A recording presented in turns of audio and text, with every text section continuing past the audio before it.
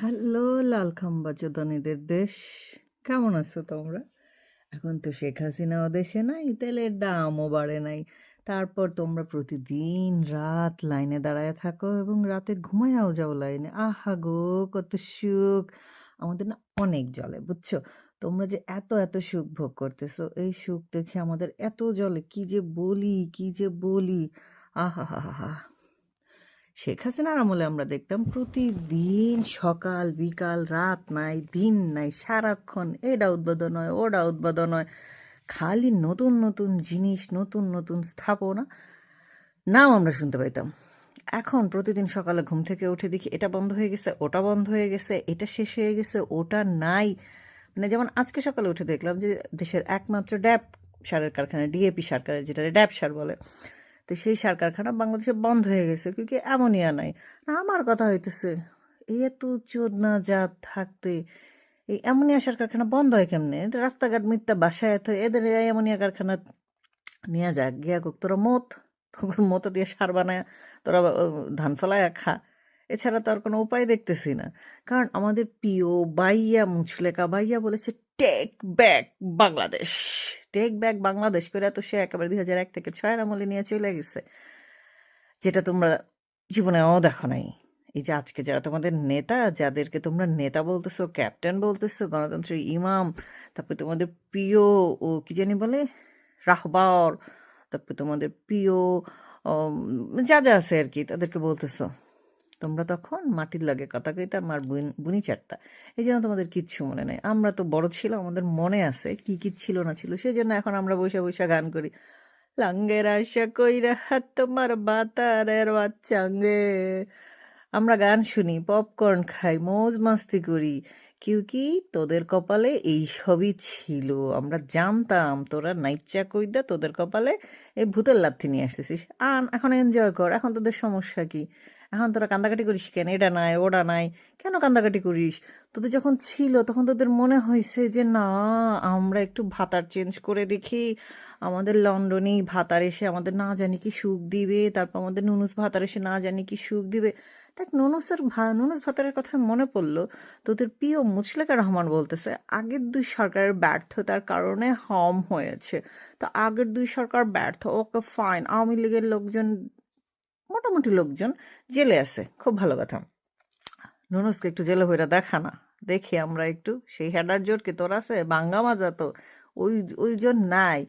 থাকলে যেই রজার খলিলকে 25 সালে তোরা বলছিস যে বিদেশি লোক এনে পররাষ্ট্র, না না পররাষ্ট্র নাকি জানি কে, ন্যাশনাল সিকিউরিটি অ্যাডভাইজার বানায় ফেলছেন, আমরা মানি না, সেই রজার খলিলকে তোরা পররাষ্ট্রমন্ত্রী বানায় ফেলছিস। 2014 সালে শেখ হাসিনা তোদেরকে যখন সর্বদলীয় সরকার গঠন করার জন্য ও অফার দিছিল যে আসো আইসা তোমরা পররাষ্ট্র মন্ত্রণালয়টা নিয়ে সরকার চালাই, দুই দল মিলে একসাথে, তখন তোমাদের ভালো লাগে নাই কেন? তোমরা যে ছ্যাচ্চর দল বিএনপি, ছ্যাচ্চর বিএনপি দলের কখনো এসব দেশের উপকারী কোনো অফার ভালো লাগে না, উপকার করতে ভালো লাগে না। তারা আসে দেশের পুন মারতে, দেখো সফলতার সাথে 2 মাস পুন মেরে দিয়েছে।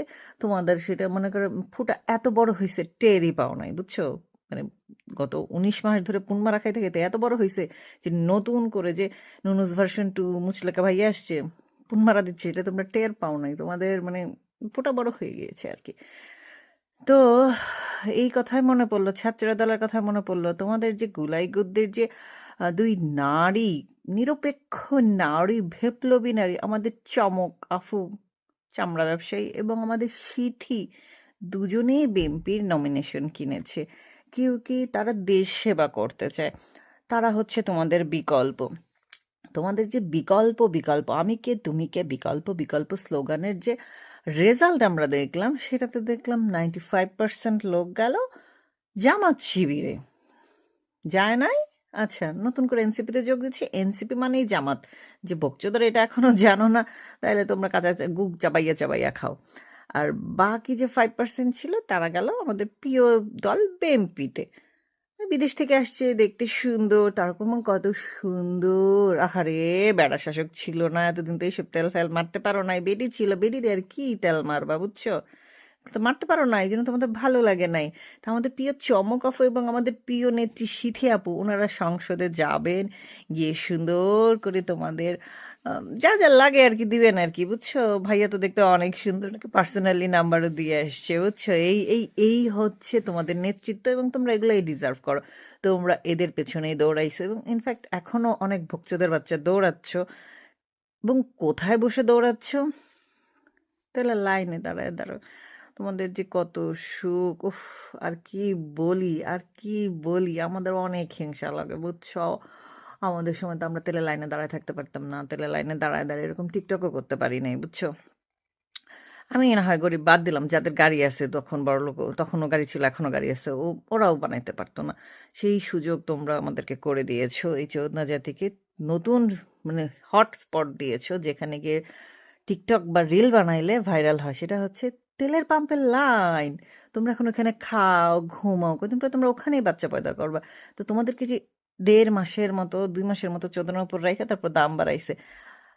এখন তোমাদের কি বলতেছো?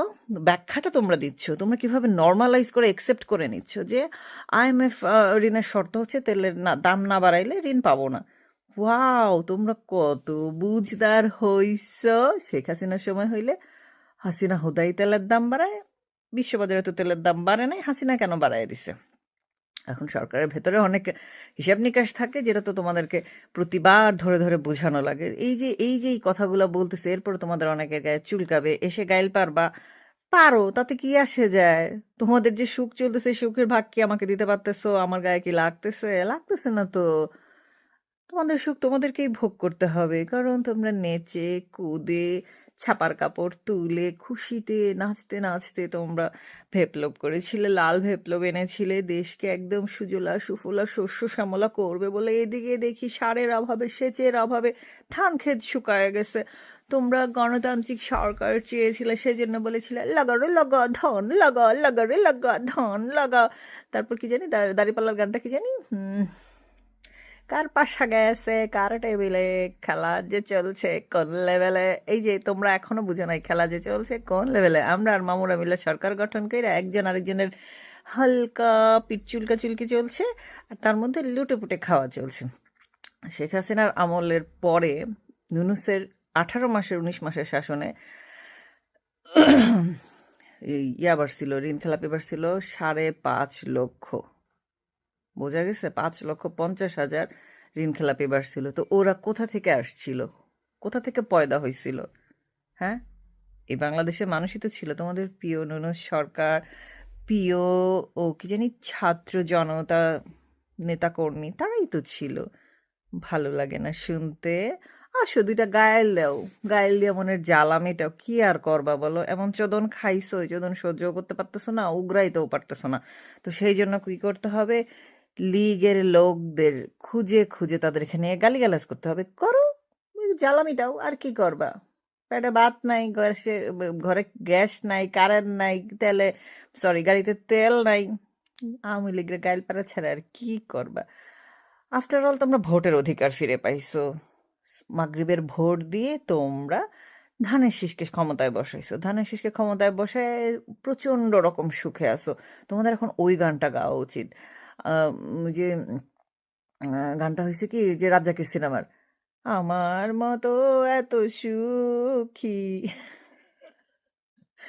দেখো, সিনেমার ডিরেক্টররা তোমাদের কথা ভেবে কত আগে থেকে কত সুন্দর সুন্দর গান বানায় রেখেছে, তোমরা জাস্ট জায়গা মতো সেট করে দিবা, বুঝছো? বুঝতে পারছো? হ্যাঁ, সমাজ যায় না? এরকম জায়গা মতো সেট করে দিবা আর এনজয় করবা, আর আমাদের আমাদের এসে গালিগালাজ করবা। ওইটাই তোমাদের দৌড়। তোমরা তো তারেক ভাইকে কিছু বলতে পারবে না, তারেক ভাইকে কিছু বললে সেটা ভেঙে দিবে, কারণ তার নিজের সেটা ভাঙে যেন অন্যদেরটাও ভেঙে দিবে। এই যে আমরা দেখলাম যে চমৎকার বাক স্বাধীনতার যুগে ফরাদিন মন্ত্রীকে নিয়ে পোস্ট, ফরাদিন মন্ত্রীকে নিয়ে কমেন্ট করলেও ধরে নিয়ে যাচ্ছে। Wow, nice! আর এদিকে তোমরা বসে বসে সংসদে বসে বসে বিল পাস হচ্ছে, শেখ হাসিনা কতগুলো প্রতিষ্ঠান করছে তার নাম বদলে, আজ পর্যন্ত একটা ইটও গাঁথা হয় নাই। গত 2 বছরে বাংলাদেশে এমন কোনো কাজ নাই যেটা শুরু হয়েছে নতুন করে কোনো প্রজেক্ট, বরং শেখ হাসিনার গুলাই নানান নামে তোমরা চালাইছো, চালাচ্ছ, এবং ফিউচারেও চালাবা। কিন্তু তোমরা শেখ হাসিনার কোনো অবদানই স্বীকার করবা না। শেখ হাসিনার দোষ হয়েছে তোমাদেরকে মাথা উঁচু করে বাঁচতে শিখাইছিল, তোমাদেরকে কারো কাছে গিয়ে বলতে হয় নাই একটু তেল কিনবো আব্বা, একটু যাইতে দিবা রাশিয়া, বলতে হয় নাই।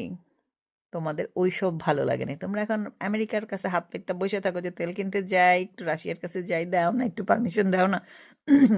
সেই পারমিশন আনছো, এখন তোমাদের একমাত্র স্লোগান হচ্ছে